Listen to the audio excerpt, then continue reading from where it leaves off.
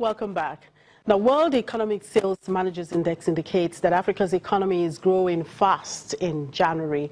And its first economic data in the new year on growth for Pan-African economies, World Economy's SMI index for January indicates that there are very high levels of business confidence. Market growth index remains high, but noted that price inflation increases are at 10-month high. Now, the Sales Managers Index provides the earliest indication each and every month of the direction and speed of growth of economies. Now, to tell us more about this data is the chief economist at the World Economics in London, Brian Sturgis. Brian, good afternoon. Good to see you. Quite an age. Happy New Year. Happy New Year to you. Right, your SMI indicates Africa's economy is growing fast. What is propelling this growth? Well, obviously Africa itself is a very complex mix of different economies, but certainly it's Nigeria which has seemed to be growing fairly rapidly, and you can contrast that South Africa is close to recession, but Nigeria is really at a 28-month high in terms of the indicators. Kenya is rebounding after the political uncertainty. So it's really a mixed picture, but Nigeria, of course, is the biggest economy in Africa, is really lifting up the confidence. Okay, now the data shows price inflation increases, from what I'm seeing there, to 10-month high. Where do you see these inflationary pressure coming from? Well, I mean, all sorts of areas. But if an economy rebounds, you tend to find that because of supply constraints and so on, demand rising, there will be some inflation. Too much inflation is a bad thing, but a little bit of inflation is a good thing because it does show that output's expanding, demand's increasing, and of course it just in effect means that the supply is going to catch up. If the inflation is due to loose monetary policy, which I don't really think it is, then it's a little bit more of a problem. So I don't see as yet this is a serious issue. I just see this as an indication of the recovery in the economy. Europe, as you probably know, has been trying to get inflation back up for some time. This deflation is a sign of a depressed economy. Now, you talked about Nigeria, and of course the index there shows the country has regained its crown as Africa's top performing major economies. Now, what factors were what were the driving factors of this performance? Well, I mean, obviously the recovery in the oil price has had some impact. Recovery in manufacturing.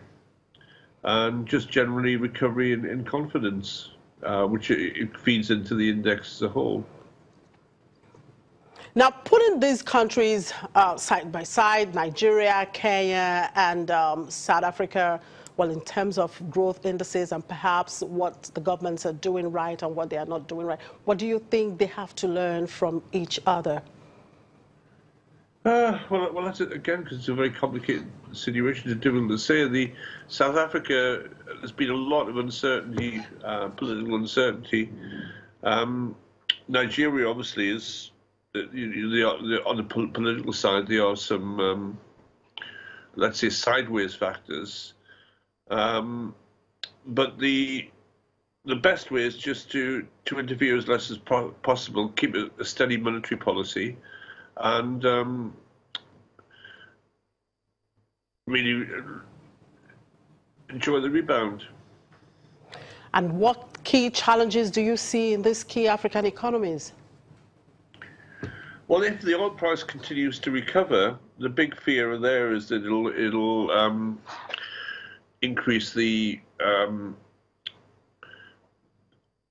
production of shale oil in the States, which could actually reduce it. What you want is a steady recovery in the oil price and the commodity prices. But as this happens, Africa has to continue with its policy of diversification away from commodities. So stimulate manufacturing growth, stimulating trade. The big fear in the world economy is the levels of protectionism which we're seeing coming out, the protectionist rhetoric coming out of the United States. All right. Thank you very much for your time, Brian. Brian Sturgis is the chief economist with World Economics in London. We move on now. Ethiopian Airlines has signed an agreement with the Zambian government to relaunch the Southern African country's national carrier, which was shut down more than 2 decades ago. Ethiopia's state-owned flag carrier, ranked by the International Air Transport Association as the largest airline in Africa by revenue and profit, is in talks with a number of airline companies across the continent to acquire stakes and manage operations. Ethiopian Airlines said it had struck a deal with shareholders of Zambia Airways and had acquired a 45% stake in the firm. It did not disclose how much it had paid for the stake. And a new Cairo-based sportswear clothing brand is said to be the first in the region to bring in new technology which allows clothes to resist liquid stains and even odor. A group of Egyptian petroleum engineers have developed a liquid-resistant fabric for sportswear. They hope will provide a low-cost alternative to expensive imported equivalents. Since the devaluation of the Egyptian pound in 2016, imported sportswear has become hard to afford for many Egyptians. But now, El-Sam Rashwan says his locally produced fabric will offer an affordable and stylish alternative to sportswear from overseas. We found that sports in general has become a lifestyle. Everyone is making an effort to incorporate sports into their day. So why don't we start making a brand that is Egyptian, elegant, and has good designs? The company, Sigma, promises low-priced, durable and waterproof products. The smart material used in Sigma apparel was inspired by international sportswear brands that have already started using hydrophobic materials. Sigma sportswear costs £200 to £400, and that's around $11 to $22, which is relatively cheap compared to imported items. The Egyptian pound lost roughly half its value since the devaluation, and prices of many imported goods have shot up accordingly, putting them way beyond the reach of most people in Egypt, where the minimum wage is £1,200, and that's roughly $6 to $7 a month. Hydrophobic fabric repels water and heavy oils, making them attractive to use in sportswear. The company is set to be the first in the region to locally produce such fabrics.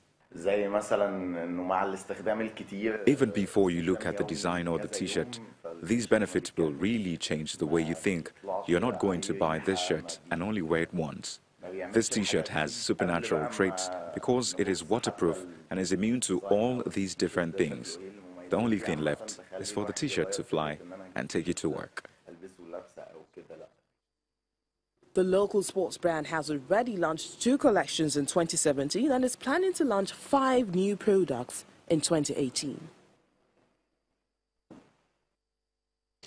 And that's it on the program. Thank you very much for watching. I'm Chimeze Obi Iwago.